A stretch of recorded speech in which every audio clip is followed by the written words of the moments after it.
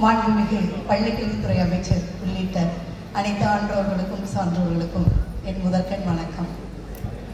பொறுப்பும் பொது நலனும் இதனை குறிக்கோளாக கொண்ட ஒரு ஊடகத்துறையின் கையில் இருந்து பொறுப்பையும் பொது நலனையும் விதைக்கக்கூடிய கல்வியை அளிக்கக்கூடிய பணியில் உள்ள நான் இன்று இந்த விருதை பெற்றிருப்பதில் மகத்தான நன்றியை தெரிவித்துக் கொள்கின்றேன். 25 வருடம் ஆசிரியர் பணிகளை முடிச்சிட்டேன். 20 வருஷம் முதுகலை இயற்பியல் ஆசிரியராக பணியாற்றியிருக்கேன். இயற்பியல் இனிமையாகவும் இயல்பாகவும் குழந்தை படிக்கணுன்றதுதான் என்னோட ஆசை.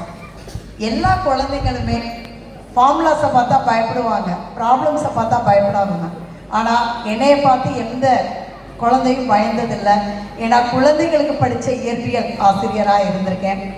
இந்த ஆற்றல் மிக்க ஆசிரியர் விருது யாருக்கு தகுமோ என்னமோ, இயற்பியல் படித்த ஆற்றலை விஐடி அப்படின்ற யூனிவர்சிட்டிக்குள்ளே நீ போகணும்னா ஆற்றலுக்கான ஃபார்முலாவே விஐடி தான். அந்த விஐடினா எனர்ஜெட்டிக்காக படித்தா விஐடிக்குள்ளே நுழையலாம் முதன்மையான பல்கலைக்கழகம் என்று சொல்லி அந்த குழந்தைகளுக்கு இயற்பியல் பாடம் எடுத்ததில் இருந்து 6 வருடம் மேல்நிலை பள்ளியின் தலைமை ஆசிரியராக பணிபுரிந்து தலைமை ஆசிரியராக இப்பொழுது பணிக்காலத்தில் 2 நோக்கம்தான் என்னுடைய கண்களில். 1, அனைத்து மாணவ செல்வங்களும் 1 முதல் 9ஆம் வகுப்பு வரை வகுப்புக்கேற்ற அவங்களுக்கு என்ன படிக்கணுமோ அந்த தரத்தோட குழந்தைங்களை எங்கள் பள்ளியிலேருந்து அனுப்பணும். 10, 12ஆம் வகுப்பு மாணவர்களை ஒரு நிலையிலேருந்து மற்றொரு நிலைக்கு அனுப்பணும். இதுதான் கல்வியை கற்கண்டாக நினைத்து நம்மளை தேடி வரணும். இப்போ மாண்புமிகு பள்ளிக்கல்வித்துறை அமைச்சர் ஐயா இருக்கிறதுனால சொல்கிறேன், ட்ராப் அவுட்ஸை நம்மளுடைய தமிழ்நாடு அரசு நிறைய அச்சீவ் பண்ணி எங்கள் குழந்தைங்களில் 392 பேர் எழுதுனதில் 21 குழந்தைங்க ஃபெயில் ஆனாங்க. அந்த 21 குழந்தைங்களையும் அரசு ஃபாலோ பண்ணி சப்ளிமெண்ட்ரிலையும் பாஸ் பண்ணி குழந்தைங்க 7 குழந்தைங்க தவிர அனைத்து குழந்தைகளும் உயர்கல்வியில் சேர்ந்திருக்காங்க. அதற்கு நம் நான் முதல்வன் திட்டத்தினுடைய கல்லூரி கனவு உயர்வுக்கு படி இந்த திட்டங்கள் மிக எங்களுக்கு சிறப்பாக இருக்கு. எல்கேஜி முதல் 12ஆம் வகுப்பு வரை எங்கள் பள்ளியில் இருக்கு.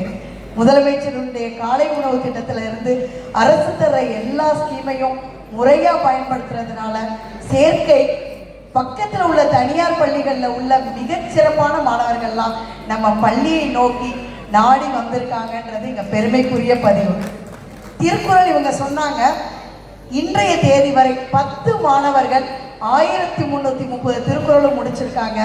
2 குழந்தைகள் முடிக்கிற மாதிரி இருக்காங்க. 4ஆம் வகுப்பு மாணவி இப்போ 1300 குறள் முடிச்சிருக்காங்க.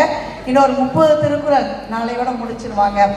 அது தவிர ஃபுட் ஃபெஸ்டிவல், அறிவியல் திருவிழா, கலை திருவிழா, பொம்மலாட்டம் எங்கள் ஸ்கூலில் பாரம்பரிய கலையாக இருக்கு.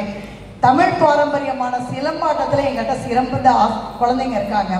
அப்போ குழந்தைகளை கல்வியை கற்கண்டாக நினைத்து நம்மை நோக்கி வர வைக்கணும்னா என்னென்ன செய்யணுமோ உணவு திருவிழா வச்சுருக்கோம். நியூஸ் 7ல் ஸ்டெம் குவிஸ்ன்னு ஒன்று நடத்துகிறாங்க. 250 குழந்தைங்க பங்கு பெற்றாங்க. அதில் முதல் 6 டீமில் எம்பள்ளி மாணவர்களும் தேர்வாகி வந்தாங்கன்றத இங்கே பெருமையோடு பதிவு செய்கிறேன். மாணவர்கள் கல்வின்றது புத்தகத்தை தாண்டி வகுப்பறையில் வெறும் புத்தகம் இல்லாமல் புத்தகத்தை தாண்டி பட்டாம்பூச்சிகளாய் தன்னை தான் அறிந்து அவர்களுடைய நிலையை உயர்த்த வேண்டும் என்பதுதான் நாங்கள் எங்களுடைய பள்ளி அனைத்து ஆசிரியர் அல்லாத பணியாளர்கள், பள்ளி மேலாண்மை குழு உறுப்பினர்கள் அனைவரும் சேர்ந்து இது அரசு பள்ளி வறுமையின் அடையாளம் அல்ல, பெருமையின் அடையாளம் என்று எங்களுடைய ஆசான், அதாவது எங்களுடைய தலைமை ஆசிரியர் தான் சிஎம் சார்ல, எங்களுடைய ஆசான் மாண்புமிகு பள்ளிக்கல்வித்துறை அமைச்சர் ஐயா சொல்ற மாதிரி எப்பொழுதும் நாங்கள் எம் பள்ளியில் மட்டுமல்ல அனைத்து அரசு பள்ளிகளிலும் மீண்டும் நிலைநிறுத்துவோம் என கூறிக்கொண்டு, எங்கள் அம்மா நான் 9th படிக்க, எங்கள் அப்பா தலைமை ஆசிரியர், அம்மா ஆசிரியர். நான் 9th படிக்கிறப்ப அப்பா இறந்து போயிட்டாங்க. அம்மா தான் என்னை படிக்க வச்சாங்க. 8 குழந்தைங்கள 7வது குழந்தை, 6 பெண்ணில் 5வது பெண் குழந்தை நான். என்னைய டாக்டரேட் வர படிக்க வச்சு இன்னைக்கு உங்கள் அனைவர் முன்னாடி நின்று இன்னைக்கு நான் விருதை பெறும் பொழுது அதை அவங்க வாங்குற தருணத்தில் அதை பார்க்கறதுக்கான வாய்ப்பு என்னுடைய அம்மாவுக்கு இல்லை. கடந்த ஆண்டு அவங்க மறந்துட்டாங்க. அவங்க உடம்புக்கு முடியலன்னு சொன்னப்போ கூட நான் மேட்டுக்குப்பம் பள்ளியில் உட்காந்து மழைக்கான சீரமைப்பு பணி தான் பார்த்துட்டு இருந்தேன்.